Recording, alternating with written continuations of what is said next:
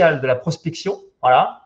C'est à toi de jouer. J'attends tes conseils parce que moi, je prends des notes aussi. Tu sais que je suis là pour apprendre des choses. Hein. C'est pas que pour les autres, c'est pour nous aussi. On a tous envie de sortir métier dans la fin de cette conférence. Alors, est-ce que vous êtes en forme, les agents immobiliers? Ils ont l'air, hein. Ils ont l'air. Est-ce que vous êtes en super forme? Ouais. Ils sont chauds, c'est lundi, mais à 17h, c'est la bonne heure. Je me suis dit, il fallait qu'on trouve une bonne heure pour démarrer. 17h le lundi, c'est le meilleur moment. C'est là où finalement, on ne fait pas grand-chose le lundi. On se dit, qu'est-ce qu'on va faire? Est-ce qu'on rentre un peu plus tôt? Non, on reste là, on reste à 17h pour t'écouter et repartir avec un paquet de bons conseils. C'est à toi. Nickel, merci beaucoup Thibaut. Alors moi, j'étais aussi hyper étonné de voir qu'il y avait autant de gens qui s'étaient inscrits sur un thème tel que la prospection, parce que pour moi, initialement, quand on parlait de prospecter, c'était appeler des clients dans le dur. En fait, ce sont des clients qui sont froids dans l'idée, en tout cas, de travailler avec un agent immobilier. Et donc, pour beaucoup, c'est, entre guillemets, une corvée ou un sport si on connaît les règles et les astuces, parce qu'à ce moment-là, c'est clair qu'on cartonne. Et c'est vrai que quand on ne connaît pas quelque chose ou quand on n'a pas les outils, ben, on va trouver aussi mille bonnes raisons, en tout cas, pour ne pas le faire. Et donc, aujourd'hui, ce qu'on va faire aussi, c'est élargir un peu la définition, redonner plus de noblesse au terme prospection. Et donc, l'objectif ici, durant les 50 minutes qu'on va passer ensemble, c'est de parcourir avec vous les différents outils de prospection qui existent, de vous donner déjà des astuces pour chaque et surtout de voir lesquels vous pourriez mettre directement en place pour ne pas avoir le sentiment je ne sais pas faire mon métier, vendre des biens immobiliers, faire ce que je veux aujourd'hui, étant donné qu'on est tous privés d'une partie de nos armes à cause de ce fameux Covid. Et donc, j'ai à cœur qu'à la fin de ces 50 minutes, ben, vous ayez des outils, des idées, de l'inspiration, soit pour rattraper votre retard quand on pourra retravailler normalement, ou déjà prendre de l'avance maintenant, parce que c'est vrai que la plupart du temps, ben, on est noyé par nos activités, on a le nez dans le guidon, hein, et on n'a pas beaucoup de temps pour prendre du recul et préparer des actions, préparer sa communication. Ben, c'est le moment d'en profiter, c'est le moment de le faire. Donc l'objectif, ce sera de vous permettre, avec toutes ces idées, ben, de rattraper du retard, prendre de l'avance, prendre des parts de marché ou sécuriser vos rentrées financières à court et moyen terme, en tout cas dès que les visites seront possibles, et de créer pour votre agence une organisation de collecte de mandats basée sur une simple feuille Excel. Je vous montrerai ça à la fin. Alors, je partagerai également avec vous les résultats que j'ai obtenus avec ces différents outils. Alors, avant d'entamer vraiment le sujet, ben, pour ceux qui ne me connaissent pas, j'aimerais rapidement me présenter. Donc, en réalité, donc moi, j'ai commencé l'immobilier en 2001, tout à fait par hasard. Donc, c'est une de mes clientes en assurance, parce que je travaillais dans l'assurance. Elle me dit, tiens, il faudrait vendre l'appartement de ma maman, est-ce que vous pouvez m'aider? Et je lui dis, écoutez, moi, je n'ai jamais fait ça, mais par contre, je connais un bon agent immobilier, donc celui qui m'avait vendu mon appartement. Et si vous voulez, je vous le présente. Donc, l'agent immobilier est venu, mais il habitait très loin, en fait, de Bruxelles à l'époque. Et il m'a dit, Paolo, est-ce que tu peux t'occuper de la vente de l'appartement? Parce que pour moi, les visites, c'est compliqué, il y a beaucoup de trajets à faire, c'est loin. J'ai dit oui. Et finalement, ben, en 3 semaines, j'avais vendu l'appartement, donc j'étais évidemment super content. J'ai fait des petits calculs du mot, l'immobilier, c'est extraordinaire. Hein. Évidemment, je ne connaissais aucun des inconvénients de notre métier. Alors, ben, ce qui s'est passé, c'est que bon, j'ai été intéressé, j'ai vraiment eu envie de commencer ce métier. On m'a appris que ah ouais, il y a un accès à la profession, donc ben, j'ai fait ce qu'il fallait. J'ai fait mon stage à l'époque chez Century 21, donc une année en Belgique, c'était une année à l'époque. Et puis j'ai ouvert ma propre agence et 4 ans plus tard, avec mon équipe, ben, on était premier de Belgique. Et donc aujourd'hui, je ne vais pas faire le gros coup plus longtemps. Aujourd'hui, donc, je vais partager avec vous différentes choses que j'ai mises en place à l'époque. Et bien sûr qu'il faut updater parce que, ayant commencé l'immobilier en 2001, on est presque en 2021, donc ça fait presque 20 ans. Donc, il y a pas mal d'outils qui ont évolué, pardon, mais il y a encore beaucoup d'outils qui sont d'actualité aujourd'hui. On va voir tout ça ensemble. Donc, l'idée, c'est de parcourir avec vous les différents canaux qui existent, voir avantages et inconvénients et mettre tout ça en musique. Alors, qu'est-ce qu'on entend par prospection finalement? Si on veut redonner un peu plus de noblesse à ce terme, c'est finalement, si on prend une définition, c'est de sonder un sol dans l'espoir d'y découvrir un gisement. Et effectivement, c'est ce qu'on cherche. On cherche quoi? On cherche des contacts. On cherche des contacts dans le but de créer des relations d'affaires. Donc, tout est une question de contact et donc de chercher les bons propriétaires avec qui on va pouvoir faire du bon travail après. Donc, et donc, plus vous aurez de contacts, plus vous pourrez choisir avec qui travailler. Et donc, c'est mener toute une série d'actions pour trouver, pour rencontrer les gens avec qui vous voulez faire, à qui vous voulez faire, pardon, du bien. Alors, il y a un autre terme qui est très lié, c'est finalement le marketing, marketer, le farming. Donc, le marketing, ça va dans le même sens. Hein, on poursuit les mêmes objectifs, sauf que là, il s'agit de préparer des actions et des outils pour attirer les acheteurs et les vendeurs vers notre agence. C'est aussi se poser la question, marketer, comment est-ce que je peux augmenter le nombre de contacts entrants dans le but d'être le numéro 1 sous mon secteur. Parce qu'en fait, on ne cherche pas des biens, on cherche des contacts, car ce sont les contacts qui sont propriétaires, ce sont les contacts qui achètent. Et donc, c'est travailler son marché, c'est le marketing. Et j'adore cette définition du marketing, c'est bien faire et le faire savoir. Il y a aussi un terme américain qui est farming, donc c'est travailler son farm, travailler sa terre comme les agriculteurs. Hein, c'est l'activité de travailler sur sa terre, organiser le travail qu'on veut faire sur cette terre. Et si on veut être leader justement et stabiliser son chiffre, croître, pouvoir un jour déléguer, profiter et où sécurité c'est rentré, les deux sont hyper importants. Donc c'est d'une part aller chercher les clients, mettre leurs biens en vente aujourd'hui et d'autre part attirer ceux qui vont mettre leurs biens en vente. D'accord ? Alors la question que je voudrais vous poser, et on va profiter du chat pour ça, à votre avis, quel est le pourcentage, quel pourcentage du marché on doit avoir pour dire vraiment qu'on est leader, d'après vous? Je vous laisse aller dans le chat rapidement.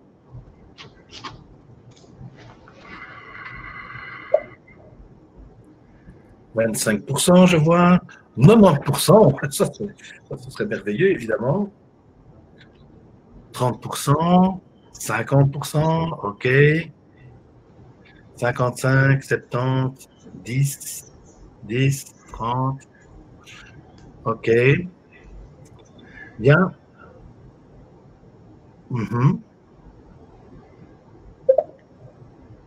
Alors, je vais vous donner ma réponse. 25%.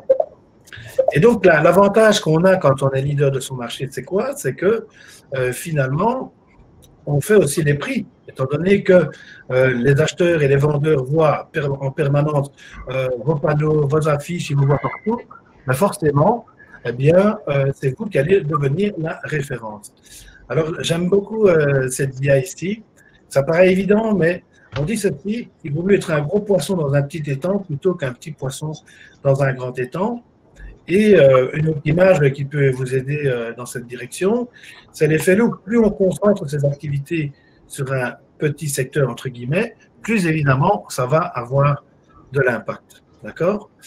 Alors, donc, ce sera aussi de définir finalement sur quelle quantité de boîtes aux lettres, sur quel marché vous voulez concentrer vos activités pour être le ou la plus efficace possible.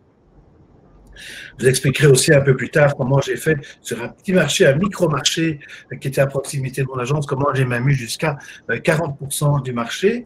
Donc, quand on sait qu'à peu près 68% des transactions se font via l'agence, eh ben, on sait que c'est super important de concentrer ses activités sur un marché le plus local possible. Hein. Parce que les propriétaires qui vont mettre en vente, à qui est-ce qu'ils vont penser en premier quand ils vont mettre en vente? C'est au numéro 1 du secteur ou au numéro 2. Ou encore à qui? Ah, ça c'est la question. À celui ou celle, le challenger, qui aura contacté le propriétaire, qui aura mis son bien en ligne pour essayer de vendre par lui-même. Hein, donc, il aura contacté dans le cadre d'une pige et qui aura fait un suivi, parce que vous savez, on en reparlera aussi un peu plus tard rapidement, c'est que quand on travaille la pige, ben, forcément la personne qui vient de mettre son bien en vente, il est hyper motivé, il se dit ouais, j'ai fait des belles photos de mon bien, j'ai bien fait mon annonce, je n'ai pas besoin d'un agent immobilier pour vendre mon bien. Hein. Et donc c'est vrai qu'au départ, il n'est pas mûr, mais plus le temps va passer, évidemment, s'il voit que son bien ne se vend pas, plus il va mûrir et penser à travailler avec un professionnel, on en reparlera un petit peu plus tard. Mais donc, soit il contactera le numéro 1 ou le numéro 2, soit encore, eh bien, il contactera le challenger ou quelqu'un de votre agence si vous faites la pige également. Hein? Alors, c'est aussi de retenir ceci, c'est que plus les gens vont vous voir, et on va voir quels sont les différents canaux qu'on peut utiliser, plus il y a des chances qu'ils pensent à vous, mais pas que ça, parce que plus on vous voit, plus on augmente aussi, plus on augmente au niveau du public la confiance qu'ils ont en notre image, en notre marque, en notre attente. Et vous savez que plus il y a confiance, plus c'est facile après d'obtenir une signature, et plus c'est facile aussi d'obtenir l'exclusivité. Alors, par rapport aux outils, par rapport à la prospection, par rapport au marketing, je suis sûr que je ne vais pas vous apprendre grand-chose, entre guillemets, si on doit faire une liste. Hein, vous connaissez déjà l'ensemble des outils de prospection et de marketing qui existent ou qui sont possibles. Alors, la question qu'on peut se poser maintenant, c'est pourquoi est-ce que finalement ça ne marche pas? Qu'est-ce qui pose problème? Qu'est-ce qui fait que quand je questionne les agents immobiliers, ils me répondent soit, comment dire, j'ai pas le temps de mettre tous ces outils en place, ou je ne sais pas par quoi commencer, je ne sais pas si je fais des flyers, qu'est-ce que je dois mettre dessus.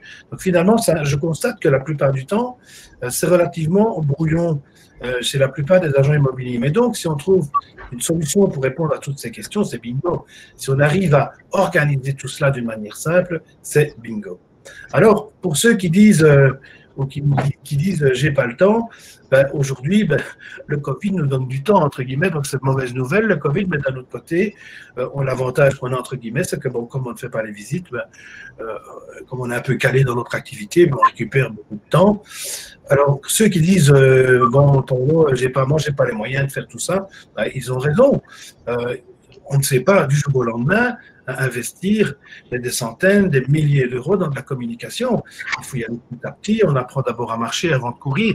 Et on va voir aujourd'hui qu'il y a des moyens qui sont, entre guillemets, gratuits, qui ne coûtent absolument rien. Simplement, ben, ils prennent du temps, c'est tout, mais c'est gratuit. Donc, il y a moyen déjà d'avancer.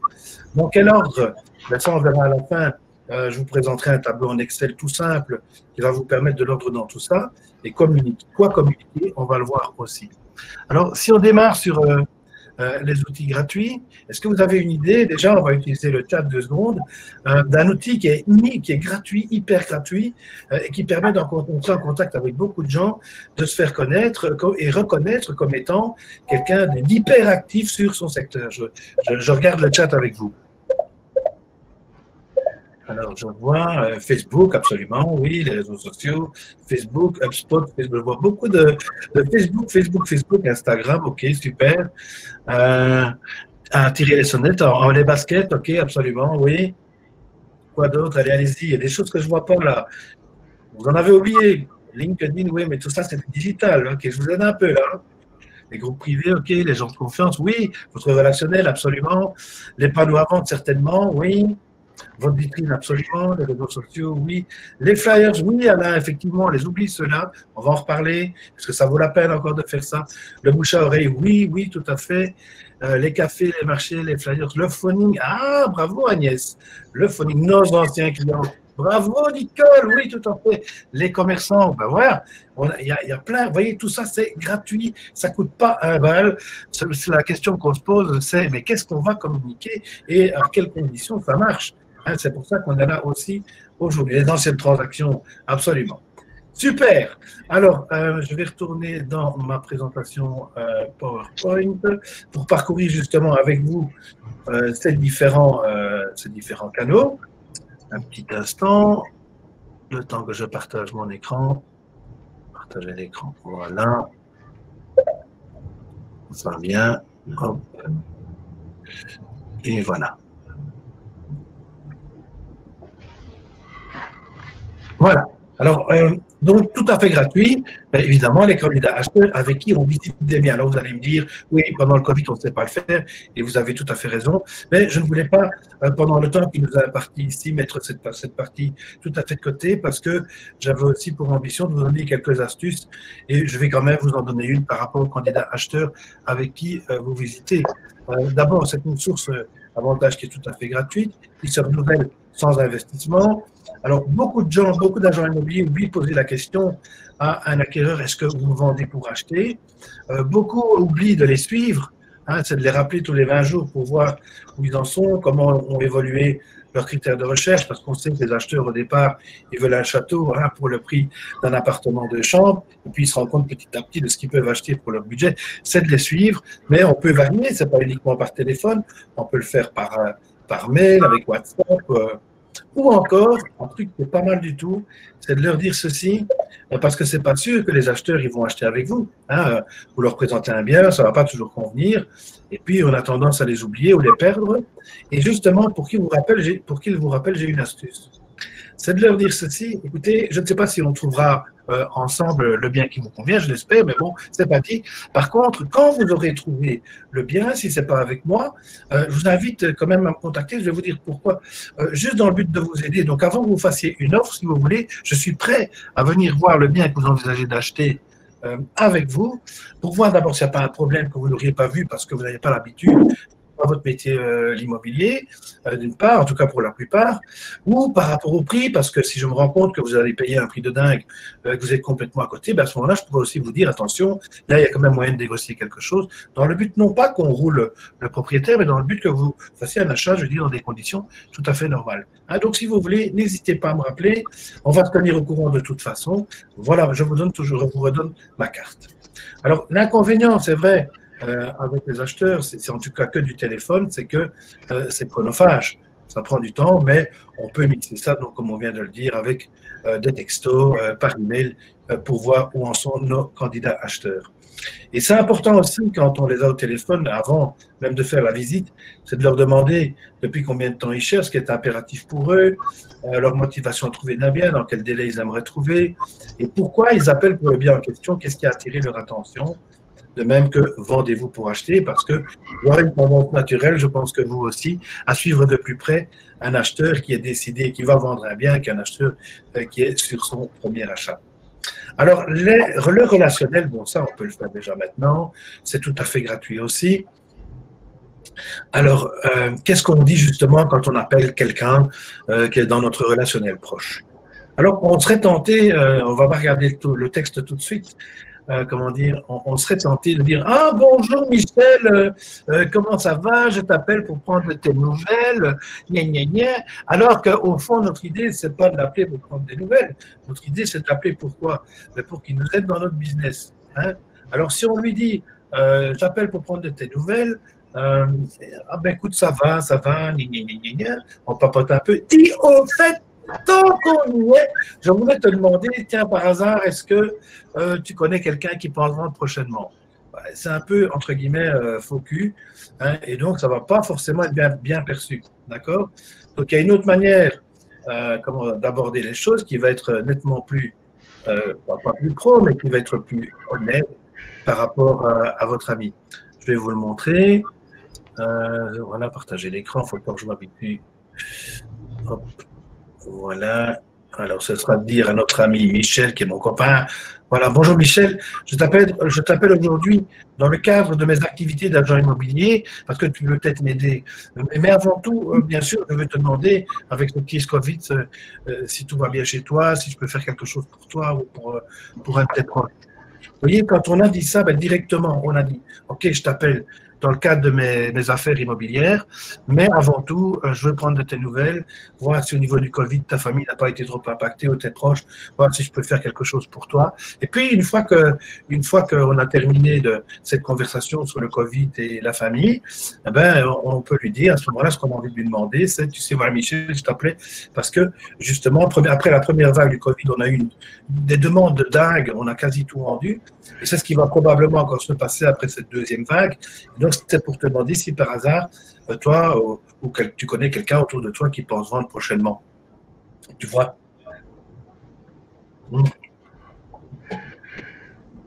Alors, il se peut que mon ami Michel me dise non, écoute, Paolo, comme ça, je ne vois pas tout de suite. Mais ce n'est pas grave. Parce que vous savez, qu'on ne s'attend pas, chaque fois qu'on appelle quelqu'un qu'on connaît, à avoir un super tuyau. Hein, c'est pas comme ça que ça marche. Il faut appeler. Alors justement, ben, on va voir, j'ai préparé pour vous des stats, mais plus dans le cadre du rappel de qui? Eh bien, comme l'a dit tantôt, je crois que c'était Nicole, le rappel des anciens clients. Hein, c'est quelque chose qui est souvent oublié. On va en parler tout de suite. Je repartage mon écran avec vous. Voilà, je commence à m'habituer. Très bel outil. Et voilà, donc les proches, on vient d'en parler. OK. Bon. Les anciens clients, acquéreurs et vendeurs. Alors, je sais, bon, qu'est-ce qu'on va dire avec un ancien acquéreur ou un ancien vendeur? C'est quasi la même chose. Hein, donc, je vous appelle dans le cadre de mes activités d'agent immobilier parce que vous pouvez peut-être m'aider, mais avant tout, je vais vous demander, avec cette crise Covid, si vous n'avez pas été trop impacté dans votre famille, si je peux faire quelque chose pour vous ou pour vos proches. Et puis, une fois qu'on a parlé de ça, on a beaucoup de demandes, blablabla. Hein. Alors, donc l'avantage de rappeler les anciens clients, ben, c'est qu'on peut avoir des missions à court terme. C'est une source, une fois de plus, qui est gratuite. On peut le faire par tout temps, quelle que soit la météo, et même quand on ne peut pas sortir, Covid par exemple. Et ces gens, la plupart du temps, sont bien sûr prêts à vous recommander. Ils savent de quoi vous êtes capable. Et les mandats qu'on obtient avec ces gens, c'est de la recommandation. Ils sont top. Hein. L'inconvénient, évidemment, c'est que c'est toujours 3 à 4. C'est que, entre guillemets, vous n'aurez que 3 à 4 contacts téléphoniques par heure. C'est vrai que ce n'est pas beaucoup, 3 à 4 par heure, mais comme on le disait tantôt, on peut varier aussi. Première salve, on fait des appels. Deuxième salve, on la fait par email. La troisième, on peut la faire par texto. L'idéal, évidemment, on ne va pas faire ça tous les mois non plus. Et par exemple, on peut contacter la même personne à peu près tous les 90 jours. Hein, donc, c'est pour lui laisser le temps, entre guillemets, de vous oublier un peu. OK? Alors, ceci, c'est juste pour vous montrer un email que j'ai eu d'un de mes clients, d'un ancien client à qui j'avais appelé, donc qui est Madame P ici, et qui me dit, en ce qui concerne l'appartement qui devrait se vendre dans les mois à venir, vous pouvez contacter Madame Intel dans le courant du mois de janvier pour savoir où en est la situation. Donc ça, c'est top. C'est une cliente que j'avais appelée, à qui j'avais demandé si elle connaissait quelqu'un qui pense vendre et qui, quelques jours après, m'a envoyé un mail presque pour s'excuser hein, qu'elle n'avait pas quelqu'un tout de suite à me donner. Alors maintenant, les statistiques, je vous montre, c'était extraordinaire. Donc, j'ai fait le test sur 70 anciens propriétaires. Ça m'a permis de rentrer 3 mandats exclusifs et de générer 22 000 euros de commission. Alors, je ne sais pas ce que vous en pensez. 22 000 euros de commission, 20 heures de téléphone, ça nous fait 1100 euros de l'heure. Alors, je vais vous demander dans le chat qui est prêt à travailler pour 1100 euros de l'heure. Merde! En plus, on peut faire ça pendant le Covid. Et donc, on peut avoir le sentiment à ce moment-là qu'on n'est pas là, bloqué dans notre activité à cause de cette merde de Covid. On peut agir, on peut contacter des gens, on prend de leurs nouvelles, ils sont contents d'entendre parler de nous aussi. C'est top. Donc voilà, n'hésitez pas, rappelez les gens que vous connaissez, soyez surtout prudents. En 1, dites bien que vous appelez dans le cadre de votre activité. En 2, dites que vous voulez d'abord prendre de leurs nouvelles s'ils ne sont pas trop impactés par le Covid au niveau de la santé, au niveau de leur famille. Puis en 3, dites-leur que vous allez encore avoir beaucoup de demandes après la deuxième vague et que donc vous êtes à la recherche de biens, moi je pense quelqu'un qui pense vendre prochainement. OK? Alors, on revient sur la présentation. Les anciens clients. Ou alors, peut-être, je vais faire une petite pause de 2 secondes, là, pour voir si jusqu'ici, il y a des questions. On va faire une petite pause de 2 secondes. Bonne idée. Bonne idée. On va aller dans le chat. Je vais regarder ici sur WhatsApp si Charlotte ne m'a rien envoyé.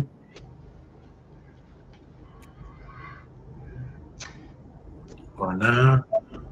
Voilà. N'hésitez pas si vous avez des questions jusqu'ici. Ça me semble très bien, Paul. Très clair. Très clair. Tout dépend sur quel secteur on travaille. Oui, Elisabeth, absolument. Mais ça dépend pour quel support, alors, Elisabeth. Hein? En vue de station de tourisme, oui. OK, c'est sûr qu'ici, ce n'est pas évident d'entrer dans plus de détails parce qu'on n'est pas dans l'interactif vu que vous êtes très nombreux. Mais tu as raison, Elisabeth, donc ça dépend effectivement. On doit s'adapter évidemment à la région dans laquelle on travaille. Ceci dit, Elisabeth, maintenant, pour rappeler les gens qu'on connaît, notre relationnel proche, les anciens clients, là, bon, je ne pense pas que ce soit forcément lié à la région dans laquelle on habite, hein, ou dans laquelle on travaille en tout cas. OK, ben, ça veut dire que ça a l'air d'être relativement clair pour tout le monde. Hein. Cool. On revient à la présentation. Alors, je vois ici. OK. Donc voilà, ça c'était donc pour une première stat qui est quand même assez géniale, hein. Alors, les anciens clients, donc, OK, ça on a vu.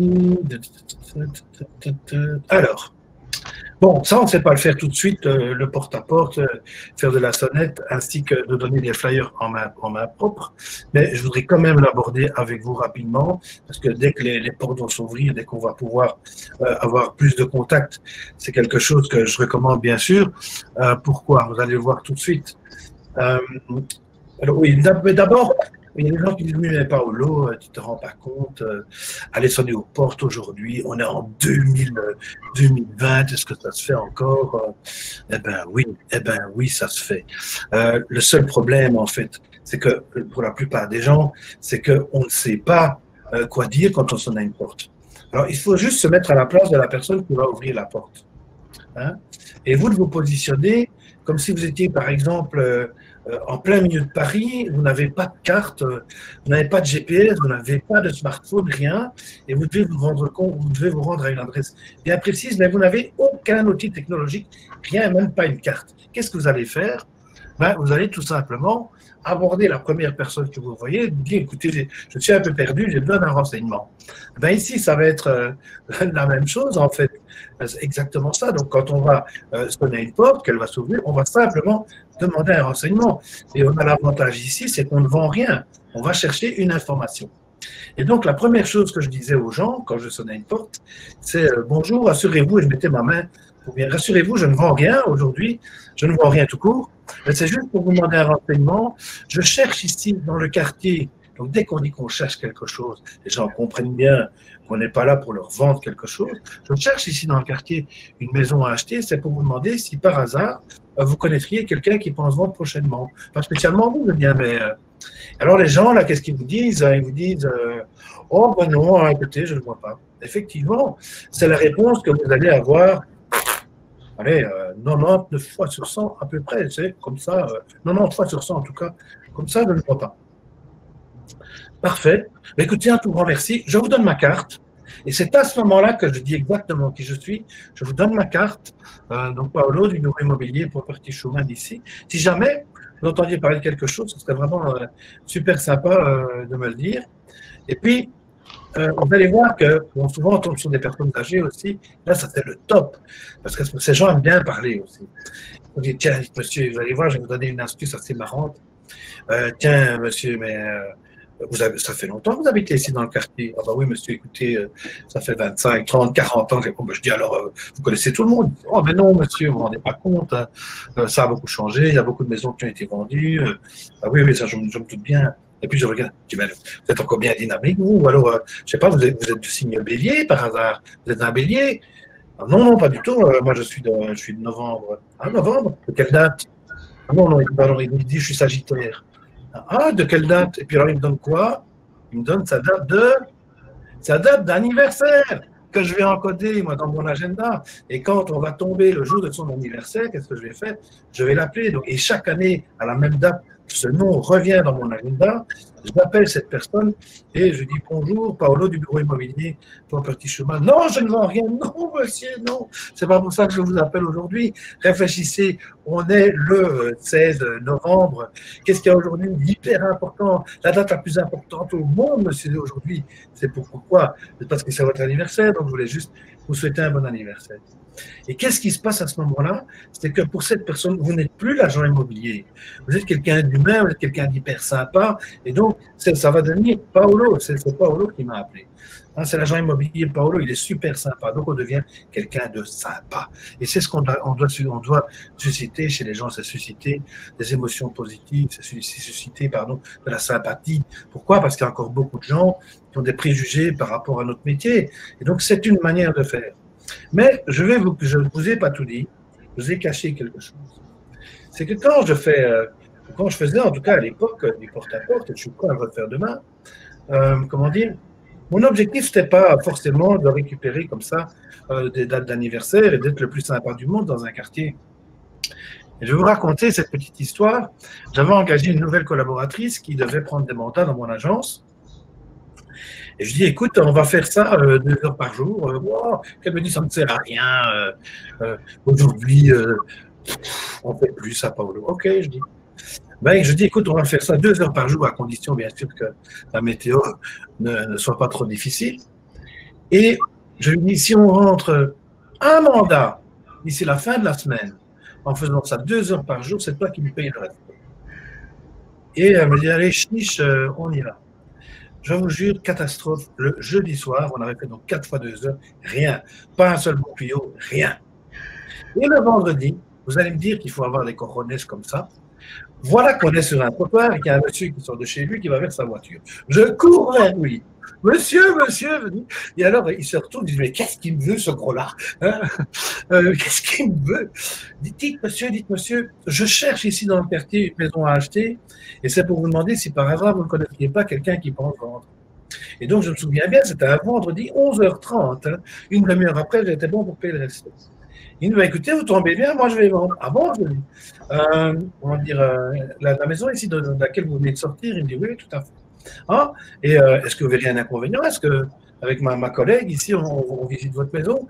Moi, je vous dis tout de suite, à l'époque, c'était Century 21, je dis, bon, je m'occupe de l'agence Century 21 ici, ça ne vous dérange pas qu'un professionnel voit votre maison pour vous donner déjà un avis, mais je dis, on cherche activement ici. Il dit, venez, j'ai le temps. Et donc, il m'a fait visiter sa maison. Je me dis, merde, son épouse n'est pas là, on ne saura pas signer aujourd'hui. Et coup de bol de dingue. Mais la chance, elle ne vient pas tout seul, encore une fois. Hein. Voilà que l'épouse, elle arrive. Alors, elle a été directement, elle a pris le raccourci. Le monsieur, pardon, a pris le raccourci. Il dit à son épouse, dit, chérie, ici, c'est Century 21, donc agence. Hein, pour la maison ici, il pense qu'on peut en avoir 185 000. Est-ce que tu es d'accord? Alors, la petite dame, elle regarde son mari, elle dit, bah oui, écoute, c'est un super prix, si on a ce prix-là, pourquoi pas? Pas signé! Ben voilà, donc, 5 fois 2 heures, pari tenu, eh bien, et des exemples comme ça, je peux vous en donner des dizaines que j'ai rentrés. Alors, qu'est-ce que ça coûte de faire ça? Ça coûte rien du tout. Juste oser, un peu de courage, et finalement, on fait quoi? On ne fait jamais que de demander un renseignement aux gens. Est-ce que vous connaissez quelqu'un qui pense vendre prochainement? OK? Alors, on peut adjoindre à cette activité de porte-à-porte les flyers. Alors, vous savez, les toutes boîtes, question qu'on peut se poser aujourd'hui, mais est-ce que ça vaut encore la peine d'aller distribuer des toutes boîtes? Alors, bon, évidemment, ça, c'est pas gratuit, mais ça, je vais vous montrer un exemple chiffré après. Attendez, je vais vous demander, est-ce que vous seriez prêt, on va regarder dans le chat, à distribuer des flyers si je vous disais que pour rentrer un bien, ça va représenter un investissement pour vous de 148 €. Allez-y dans le chat. 148 €. Ouais, la réponse. Oui, il y a comme un sujet, Paolo, c'est vrai que les flyers vont être interdits, hein, en tout cas à partir du 1er janvier. Ça va être complètement interdit en France? Oui, ça c'est sûr, hein, il va falloir au moins que ça soit nominatif, comme une lettre aujourd'hui, hein, ça c'est sûr. À partir du 1er janvier. On peut le faire, mais de façon intelligente. Ouais. Je retire ce que j'ai dit. Sujet important, hein, Paolo. OK. Par contre, ce qui ne sera peut-être pas interdit, Thibaut, c'est de les donner en main propre. Oui, en ville. On peut remettre en ville. Oui, on peut remettre en ville ou nominatif. Et il va falloir se préparer un peu. Il y a un peu de travail, un peu de préparation. OK. Bon, oui, ça devient un peu plus compliqué alors pour moi. Jusqu'à la fin de l'année. Hein. Mais pour ma présentation. Bon, en tout cas en Belgique, parce que je crois qu'on a des amis belges qui sont là aussi aujourd'hui. Oui, en Belgique, en tout cas, c'est pas interdit. Bon, c'est pas un budget de dingue comme je viens de le dire. Mais donc moi je combinais la distribution de flyers avec justement le porte-à-porte. Donc quand personne n'ouvrait la porte, et bien à ce moment-là, je mettais un flyer. Mais qu'est-ce qui nous empêcherait à ce moment-là? Vous allez me prendre pour un dingue. Mais je viens de lire dans le chat qu'on peut le faire si c'est nominatif. Exact. Alors, je me pose la question. Imaginons que je vais faire mon petit tour du quartier hein, et je vais relever les noms sur les sonnettes. Et je mets mon flyer dans une enveloppe avec le nom de la personne dessus. Est-ce que ça passe? Ça marche, oui. Avec la protection des données, c'est vrai que c'est une bonne remarque d'Elisabeth. Ça se complique, hein. C'est pour ça que tu es là, Paolo. Hein. Il faut nous donner des astuces qui nous permettent, en 2021, de performer et de prospecter. Il y a plein d'outils, donc donne-nous voilà, ces astuces. En tout cas, à passer les coups de fil, effectivement, sur les anciens clients, me paraît une très bonne idée. Ça, c'est sûr. OK, donc les flyers, on met ça de côté. On va mettre de côté. Ok, très bien. Alors, attendez, mais je vais aller un petit peu plus loin. Alors. On peut encore faire beaucoup de choses. Tu sais qu'il y a plein d'astuces que tu as, Paolo, Oui, oui, tout à fait. un nombre, et qui, voilà, vont vous permettre Je vais de... quand même montrer quelque chose pour insister, pardon, sur le fait que c'est vraiment important de travailler un secteur le plus réduit possible. Oui, Je vais montrer ici des chiffres. se focaliser sur un secteur plutôt que d'être trop large, effectivement. Voilà, C'est un exactement. vrai conseil, ça c'est un bon conseil pour démarrer. Pour ceux qui se lancent, puisqu'on a des remarques dans ce sens, hein. Ceux qui se lancent, oui, les flyers, ça sera toujours possible, mais avec effectivement de nouvelles règles. Voilà, donc c'est à prendre en compte pour le début d'année. Alors voilà les chiffres, Thibault. Donc c'est un petit quartier qui se situait allez, vraiment pas loin de l'agence. Et j'aimais beaucoup ce quartier parce que c'était des petites maisons un peu style, c'est les anciennes maisons ouvrières, entre guillemets, mais qui se vendaient à prix d'or à des fonctionnaires de la Commission européenne. Et pour vous donner une idée, enfin à l'époque c'était prix d'or, hein. Donc c'est un quartier, c'est 519 maisons. Il y a 10 à 12 ventes par an. Eh bien, sur les 10 à 12 ventes par an, je récoltais 3 à 4 mandats. Donc, faites le compte, j'avais entre 30 et 40% du marché. Et j'ai vu chaque personne qui habite dans ce quartier. Chaque personne, je les ai vus, j'ai sonné à toutes les portes. Et résultat, ben, ça me faisait un chiffre à peu près tous les ans de plus ou moins 42 000 euros, rien que sur un petit secteur comme ça de 52 maisons.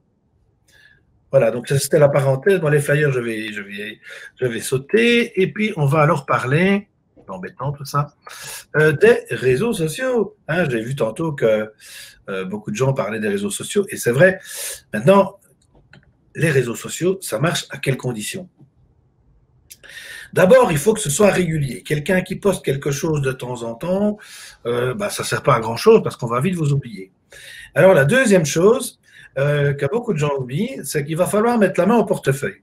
Pourquoi? Parce que Facebook, il ne travaille pas gratuitement. Donc, et ce n'est pas parce qu'on a beaucoup de potes, parce qu'on poste quelque chose qu'automatiquement tout le monde va le voir. C'est complètement faux. Facebook attend de l'argent pour diffuser. Donc, si vous n'êtes pas prêt à investir un peu d'argent, bon, ok, vous allez avancer, c'est vrai, mais ce sera hyper lent. Donc, il faut quand même mettre la main au portefeuille.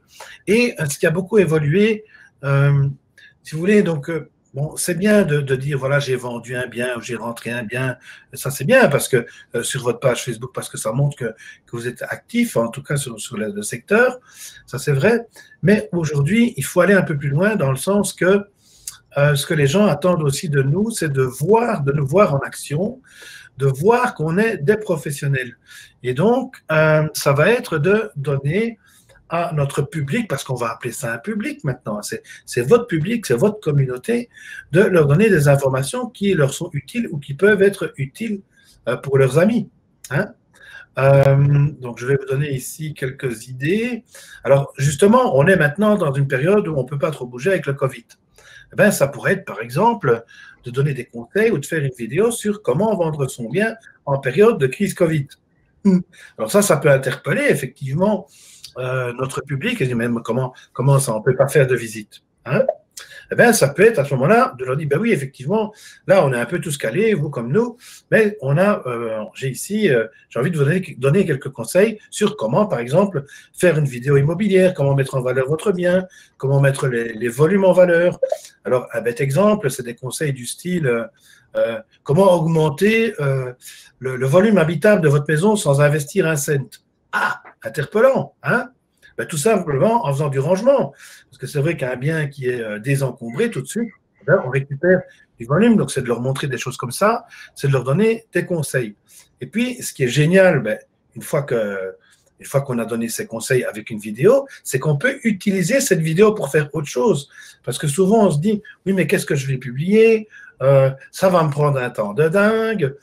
Si je veux utiliser tous les canaux, donc c'est-à-dire Facebook, emailing, newsletter, texto, ben, tout ça, ça va me prendre un temps de dingue, alors qu'on peut partir d'un seul sujet et puis de le décliner après sous différentes formes. Alors imaginons que vous faites comment dire, 2 sujets par mois, même déjà que 1 par mois, mais que vous déclinez sous ces différentes formes, automatiquement, les gens vous voient en action et disent, oui, ça c'est un ou c'est vraiment une professionnelle qui est sur mon secteur ici. Hein. Et à la longue, parce que il ne faut pas croire que quand vous démarrez une nouvelle activité ou quand vous démarrez une nouvelle action dans votre plan marketing, il ne faut pas croire que ça génère d'office tout de suite des résultats miraculeux.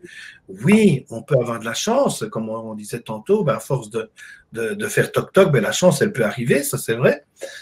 Et la plupart du temps, ceux qui démarrent quelque chose ont de la chance, je peux vous le jurer. Donc, il faut y aller, il faut oser le faire tout simplement. On peut avoir de la chance, mais on n'a pas forcément tout de suite les résultats miraculeux. En moyenne, on compte plus ou moins 6 mois pour que ça devienne vraiment générateur, pour que le gisement commence à montrer ce qu'il a comme ressources, voyez. Et donc, quand on cumule comme ça l'ensemble des canaux, ben, c'est à ce moment-là que, un peu comme un arbre qui a plusieurs racines, eh bien, votre activité va commencer à se déployer.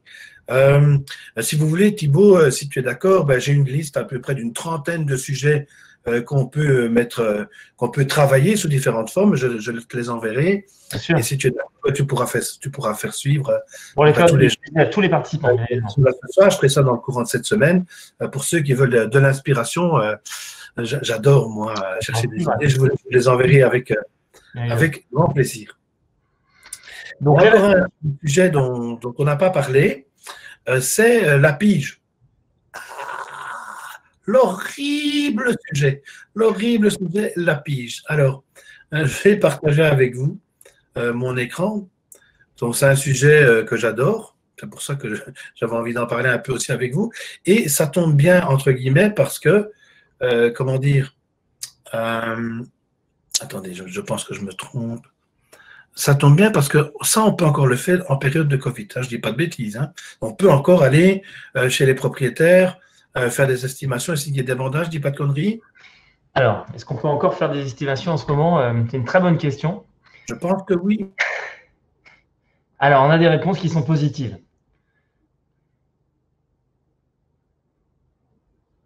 Ah, on te perd. Allô, on a perdu le son. Ouais. On a perdu le son. Ouais. J'ai perdu le son. Ouais, plus de son. Paolo, plus de son. On n'a plus de son. Ouais. Il n'y a plus de son.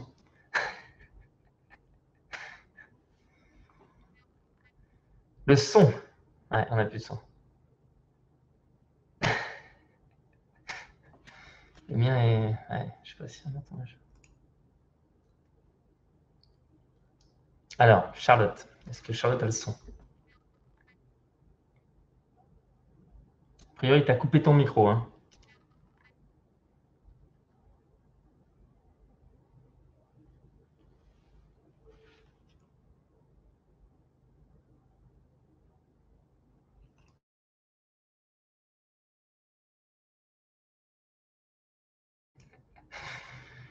Bon, on m'entend bien?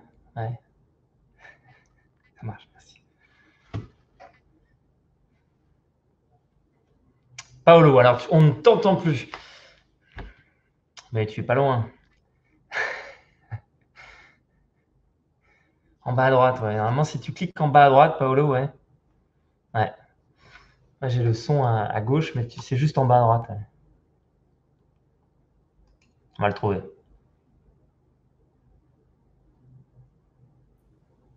Voilà, c'est bon, on m'entend? Super, Paolo, tu es revenu. Tu es là. Super. Désolé. I am back. Alors, la pige, parle-nous de la pige. Ouais. Alors, hop. Partager l'écran. Voilà, c'est là que ça a foiré tantôt. Voilà, ok, voilà. Alors, la pige. La pige. Alors, on déteste, on l'évite. Pourquoi? Ben, c'est tout simple. En plus, à qui est-ce qu'on demande habituellement dans une agence de faire la pige? Pas au directeur de l'agence, hein? On confie ça en général à des débutants. En plus, sans leur donner les outils, moi j'appelle ça de la chair à canon. Hein. En plus, on ne les prévient pas de tout ce qui va arriver, donc ils reçoivent des baffes dans la figure. Et finalement, on les dégoûte dès le départ. Alors que c'est vraiment le meilleur terrain d'entraînement pour devenir un pro du commercial, à condition, bien sûr, d'avoir les bons outils. Alors, bon, moi, ce que j'ai entendu par rapport à ça, c'est que bon, beaucoup de gens, beaucoup d'agents immobiliers ont la boule au ventre rien qu'à l'idée de passer des appels. Ils imaginent le propriétaire qui va leur hurler dans l'oreille, non, et même de manière agressive. Ou alors même, il y a des propriétaires qui raccrochent au nez. Il y a même des agents immobiliers qui m'ont dit, moi, je rêve qu'ils ne me décrochent pas, évidemment. Et pourquoi aussi? Parce qu'on a le sentiment, en tant qu'agent immobilier, qu'on est, entre guillemets, des mendiants ou, de par notre éducation, on nous a dit, il ne faut pas déranger les gens, j'ai été éduqué comme ça, etc. OK. Alors, par rapport à l'idée de mendier, je voudrais qu'on réfléchisse 2 secondes. Quand on appelle un propriétaire, est-ce que c'est pour lui demander quelque chose? Non, c'est pour lui apporter un service. Mais voilà, non, on l'appelle pour lui donner quelque chose, vous voyez, pour lui offrir quelque chose. Donc finalement, on n'est pas des mendiants, on offre quelque chose. Hein. Et on veut lui offrir quoi? On veut lui offrir de la tranquillité, on veut lui offrir de la sécurité, on veut lui offrir un meilleur résultat que s'il le fait par lui-même. C'est pour ça qu'on appelle un propriétaire. Donc la première chose à se mettre en tête avant de prendre son téléphone, c'est que nous ne sommes pas des mendiants. On est là pour offrir et apporter quelque chose. Ça, c'est la première chose. Alors, par rapport à l'idée on ne dérange pas les gens, je voudrais vous poser une question. Sur une journée, combien de fois vous arrive-t-il d'être dérangé? Est-ce qu'on est au moins dérangé 1 à 2 fois par jour? Bien Vous sûr. tous qui êtes là. Bien sûr. Dans notre... Et même, on est dérangé par quoi, bêtement? Tout le temps. Par les notifications. Donc, dérangé, on est quand même dérangé par... On est tout le temps dérangé. On vit dans un monde hyper connecté. Donc, on est hyper dérangé tout le temps. Bon, maintenant, on appelle qui? On appelle quelqu'un qui a mis son bien en vente, qui attend qu'une chose, c'est de trouver le bon acheteur pour son bien. D'accord? Donc, moi, si demain, on me dit, écoutez, et c'est sûr et certain, à 1000%, c'est pas ça qu'on dit au téléphone, hein, je le dis tout de suite, hein, mais si demain, vous vendez votre bien, et votre voisin vous dit, écoute, j'ai quelqu'un ici pour ta maison, il cherche depuis longtemps, je connais ta maison, je n'ai un peu parlé, et je suis presque sûr qu'il va te lâcher, qu'il va te donner ce que tu veux. Est-ce que vous accepteriez de recevoir cette personne? Évidemment que oui. Hein. Ce qu'il y a, c'est que les gens ont un préjugé par rapport à l'agent immobilier, et puis ils entendent toujours la même chose. Quand un agent immobilier appelle, qu'est-ce qu'il dit la plupart du temps? Il dit « Bonjour, Paolo, de l'agence machin ». Ah non, non, non, non, non, déjà ils n'en veulent pas a priori. Alors le plus grave, c'est quand le propriétaire a indiqué en clair « agence s'abstenir ». Alors si vous démarrez en disant « Paolo de l'agence », ben, vous vous faites flinguer. Donc, si vous n'avez pas les bons outils, si vous n'avez pas les bons mots, justement, pour déminer dès le départ… Comment on fait, Paolo? Comment on fait? Comment on aborde la conversation? Qu'est-ce qu'on fait quand on appelle? Ah, tu es déjà plus loin, Thibaut. Hein? Ok, on y va. Bon, je vous donne un secret d'enfer, parce qu'il m'a fallu, je ne vous mens pas, peut-être 4 à 5 ans avant de trouver cette phrase magique. Ah. Bon, je vous la donne, mais c'est vraiment un truc… ça vaut des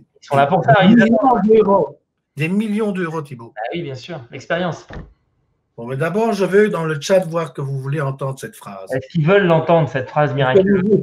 Est-ce que vous voulez entendre cette phrase merveilleuse? Et une bonne accroche, c'est comme une bonne pub. Pas d'agence, agence s'abstenir. C'est ce qui fait la différence, hein, c'est ce qui fait qu'on prend le mandat, hein, bien sûr, ou en tout cas la personne en face. Super, oui. Eh ben, je vais vous la donner. Bien sûr. Alors, comment on fait, Paolo? Alors, comment on fait? Qu'est-ce qu'on dit? Première chose qu'on fait, on dit, bien sûr, je vous appelle au sujet de votre maison. Et je voulais vous demander, monsieur, j'ai bien vu que vous aviez indiqué agence s'abstenir. Donc, je montre bien que j'ai bien vu. Et je voulais juste vous demander, monsieur, pouvons-nous parler 1 à 2 minutes gentiment et sans préjugés? Est-ce que c'est possible? Donc, de la gentillesse, de l'humilité. Donc, d'abord, déminer, Thibaut. J'ai bien vu que vous l'aviez indiqué, agence s'abstenir. Je voulais juste vous demander, pouvons-nous parler 1 à 2 minutes gentiment et sans préjugés? Est-ce que c'est possible? Vous verrez, expérience faite, que 8 à 9 fois sur 10, les gens vont répondre Je vous écoute.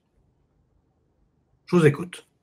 Ou ils vont vous dire, il y a des petits marrants du style oui, je veux bien vous écouter, mais les préjugés, j'en ai quand même. OK. Mais ils sont OK, donc ils sont prêts à vous écouter. Et donc à ce moment-là, on peut entamer et après, c'est parti. La conversation, absolument. Donc c'est tout à fait différent. Et donc dès l'instant, en plus, dès l'instant où on a demandé l'autorisation d'avoir une conversation, ben, forcément, on peut, je veux dire, on ne dérange plus, entre guillemets. Hein.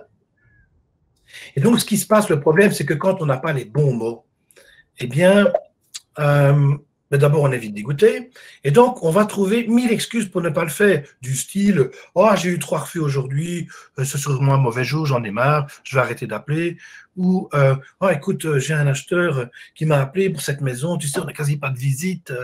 Donc, c'est pour ça que, oh, j'ai tout lâché, je suis parti, tant pis pour la prospection téléphonique. Hein. Et donc, le plus gros blocage, ben, vous le connaissez, ce sont les peurs finalement. C'est la peur du refus, c'est d'entendre des noms. Alors que quand on réfléchit bien, finalement, qu'est-ce qui peut vous arriver de pire, hein? Qu'est-ce qui peut vous arriver au pire quand vous passez un coup de fil? Pas grand-chose. Oui, c'est que quelqu'un vous répond de manière très désagréable. Vous dites, non, il n'a pas d'agence. Bon. Alors, on va imaginer maintenant que cette personne qui est particulièrement désagréable, vous la croisez le lendemain, vous êtes au carrefour en train de faire vos courses, et cette personne, elle est juste devant vous. Hein, vous êtes à la caisse là, avec votre caddie, et cette personne se retourne, et elle vous regarde. Dit, putain, m'a reconnu. Est-ce que c'est possible? Bien sûr que non. Donc, cette personne que vous avez appelée, qui était peut-être pas sympa ce jour-là, elle ne va jamais vous reconnaître, dans tous les cas, de un. Alors, pourquoi est-ce qu'on a quelqu'un qui est désagréable de l'autre côté du fil?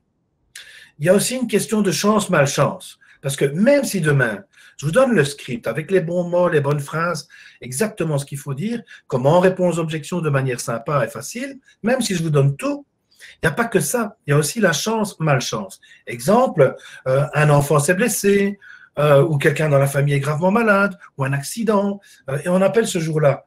Ben, pas de chance, oui, c'est simplement de la malchance. Et que ce soit vous ou n'importe qui, ben, jamais vous allez avoir le rendez-vous ce jour-là. Hein? Donc, c'est juste une question de malchance. Il y a aussi la loi des moyennes. Si demain, je demande à un stagiaire que j'engage demain dans mon agence, je dis, voilà, tu as 100 personnes à appeler, je ne lui donne même pas de script.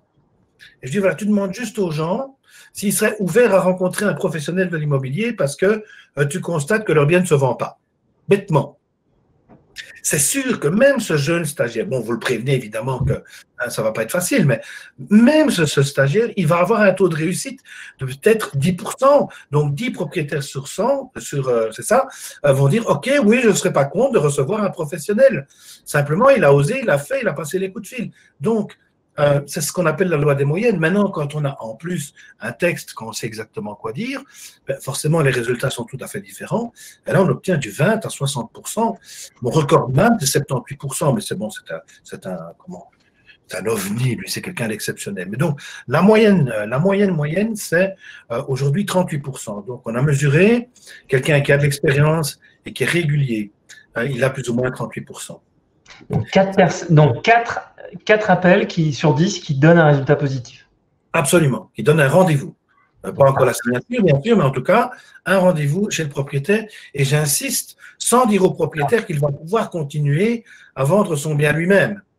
Tu vois, parce que sinon, c'est trop facile.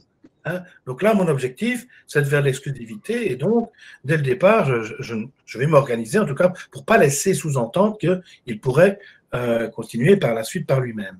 Je vois aussi dans le chat le sourire dans la voix. Catherine qui met ça c'est tout à fait vrai, qu'il n'y a pas que le texte aussi, il y a aussi l'intonation qu'il y a derrière. Et là, je vais encore vous donner une petite astuce toute simple. C'est que quand on termine ces phrases avec une intonation qui va vers le haut, directement, on communique quoi? Ben, on communique de l'enthousiasme. Vous m'entendez ici? Je termine mes phrases vers le haut, on communique de l'enthousiasme, et les gens l'entendent ça. Et quel que soit votre texte, même s'il est mauvais, s'il y a de l'enthousiasme derrière, les gens vont dire, oui, bon, ça a l'air d'être quelqu'un de sympa, on va quand même le recevoir ou la recevoir. Donc ça aussi, c'est hyper important dans votre communication, c'est de communiquer de l'enthousiasme aussi. Hein? Donc voilà, bon, il n'y a plus qu'à, c'est juste avoir le bon script, s'entraîner. Qu'est-ce que je peux encore vous dire par rapport à ça? Bon, ben, j'ai jamais vu de gens qui étaient décédés suite à de la prospection téléphonique. Alors oui, les questions qu'on me pose des fois, c'est des questions du style, oui, mais Paolo, est-ce que toi, tu appellerais quelqu'un qui vient juste de mettre son annonce? Parce qu'il est hyper chaud, hein? Ben, pourquoi pas? Vous savez, il y a des gens, ils ont eu 3 visites avec des acquéreurs, ils en ont déjà marre. Donc, si vous n'appelez pas tout de suite, un concurrent va le faire et c'est une affaire qui vous a échappé. C'est con. Alors, autre question qu'on me pose régulièrement, encore un truc que je vais vous donner, c'est rappeler tous les combien. Donc, on n'a pas 100% de rendez-vous tout de suite. Déjà, je vous dis qu'il y en a 1 sur 3 d'office qui vous dira non, et il travaillera avec aucun agent immobilier. Pourquoi? Parce qu'on sait que 30% des propriétaires vont réussir à vendre par eux-mêmes. En tout cas, ils vont essayer, ils vont y arriver. Donc, il reste 70% pour nous. C'est déjà pas mal quand même. Hein. On les rappelle tous les combien.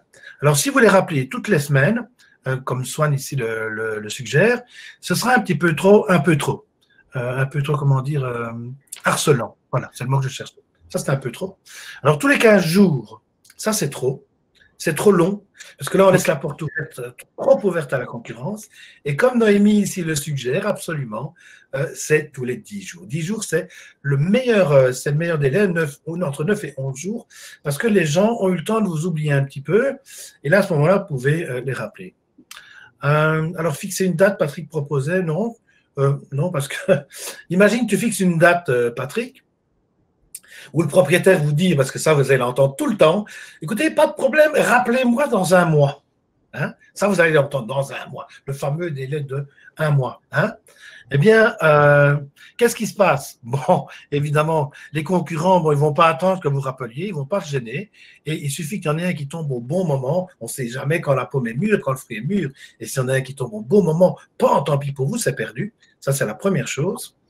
Alors, imaginons 1 mois. On dit, voilà, ça nous sera donc le 26 décembre. Oh, putain, merde, le 26 décembre, c'est Noël. Donc, ça ne va pas aller. Or, on s'était dit 1 mois. Et donc, vous ne le rappelez pas finalement. Parce que si je le rappelle avant, ça ne va pas. On avait dit dans 1 mois. Si vous le rappelez après, et ça ne va pas, je suis en retard. Donc, il ne faut jamais fixer de date. En tête, ayez-vous en tête 10 jours. OK? Tout simplement. Très clair. Qu'est-ce qu'on peut encore? Oui.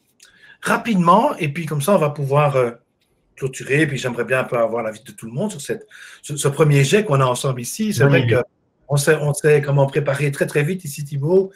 Je vais t'avouer que j'ai travaillé 1 jour et demi là-dessus à peu près parce que je voulais vraiment condenser en 1 heure un maximum d'informations qui soient utilisables tout de suite. On veut absolument qu'ils viennent la semaine prochaine, donc on ne peut pas tout dire la première semaine. On en dit un petit peu. Oui.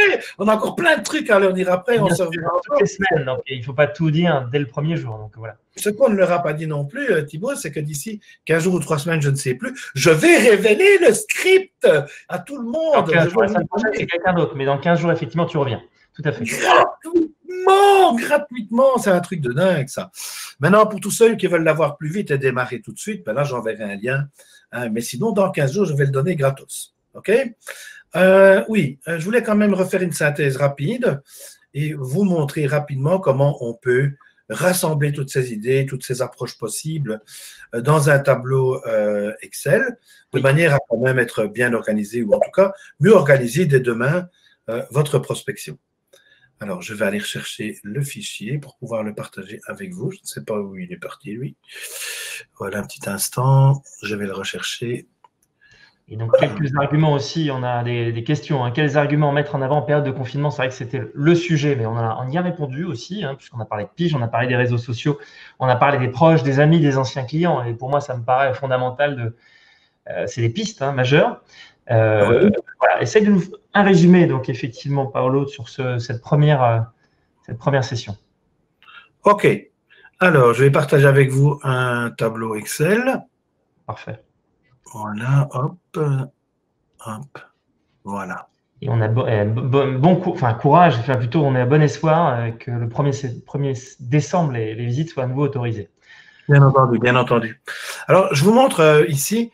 Donc, j'ai remis ici dans un tableau, dans la première ligne, la deuxième colonne, pardon, l'action en question. Donc, c'est mieux m'occuper des acheteurs avec qui je visite, mais ça, on ne sait pas le faire tout de suite. Et vous voyez, dans la deuxième colonne, j'ai mis Covid 0 ou 1. Donc, ce qui permet après facilement, quand on filtre sur la colonne, je dis, ben, je ne vais prendre que ce que je peux faire ici en période de Covid. Tu vois? Donc, à ce moment-là, j'ai tout ce que je peux faire en période Covid qui va apparaître ici, qui a le chiffre 1. Vous voyez? Donc, ça, c'est un moyen très facile de sélectionner les actions qu'on peut mettre en place en période Covid.